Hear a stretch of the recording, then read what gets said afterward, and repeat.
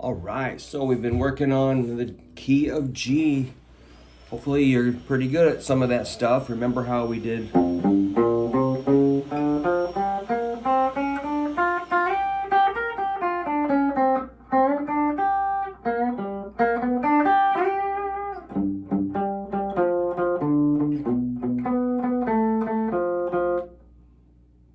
stuff like that. And then we started on some chords. Just today we did some chords like this little G7, which is like a 3, 2, 3. And then we moved it up to C7 and D7. We also jumped it over to C7 and D7. So that shape is movable. It's a little triangle shape. Let's do one other shape. It's still going to be G. Now that G7 was only 3 notes. To make a full G7, you need 4 notes, G, B, D, and F.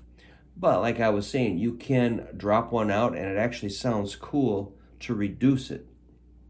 So you being a little bit of a minimalist here, where instead of playing it, you don't need a giant sound. Sometimes you just need like, it's a little more kind of graceful and refined.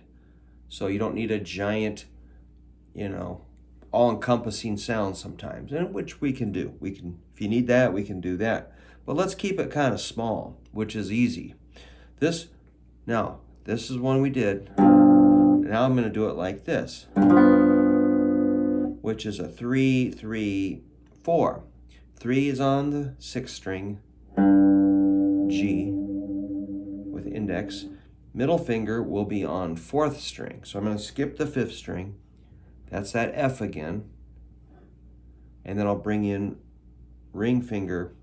I might try some different fingering here. 3rd string, 4th fret, which is B. So now we're still missing that D. It's okay.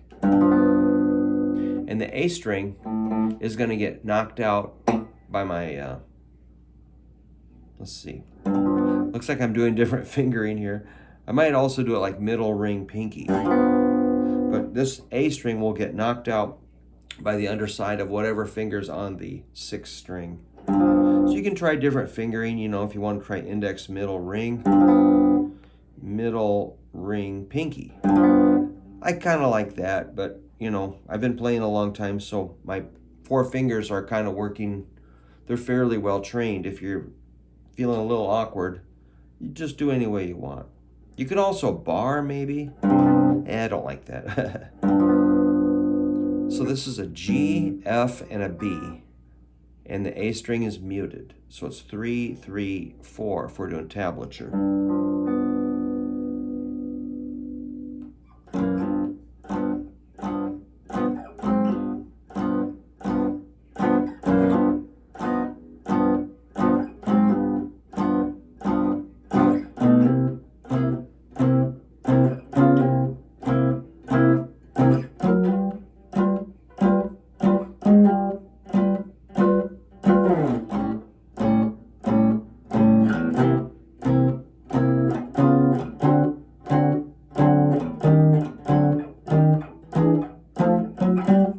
Just making stuff up there, but you can definitely move that wherever you want. G7, G sharp 7, A7, A sharp 7, C7 or B7, C7, C sharp 7, D7. Hear that dead string. D sharp 7, E7, F7, F sharp 7, and G7. So the way you know that is by knowing the notes on your neck. This is the G note, so we build our G chord off of that G note. So you really got to know these really super well. And it's got to be instantaneous. If we say, hey man, key of A, you got to be on it right away. A. If we say D, it's there. B is there. F is there. G sharp, D flat or C sharp, and you build the chord off of those notes. So it's crucial that you know every note on your neck. And I know a lot of people skip that, and you know, they're just like, well, I don't know what the deal is. I don't know what they're thinking, but I know they're avoiding it. And it's like, you know, you can run, but eventually that will catch up with you. You can, you know, if you just do tablature without knowing what the notes are, yeah, you can make some sound. But it's better to really know your notes. So that's just another shape for like a G7 or blues. So you got this first one and the second one. It's a little brighter. That one we were doing was a little darker. That first one, and now, so I see why I'm fingering it like this.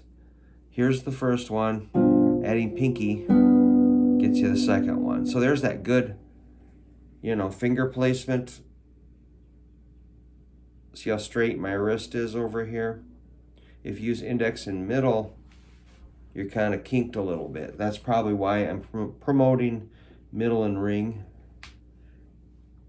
Now, I don't want to get too crazy here, but you could combine G, B, F, and the higher B. You could mix them all together.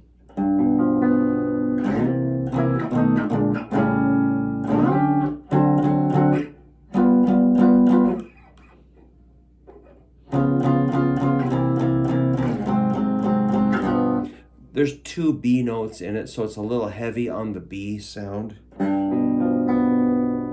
And we're still missing that D, which we'll come up with something for that later.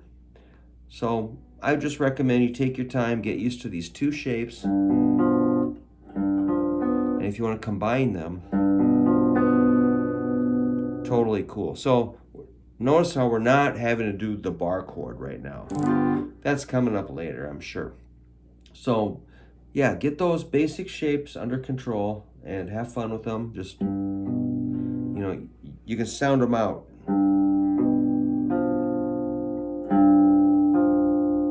Checking each note carefully. Make sure they're ringing out. Then you're training your ear to hear.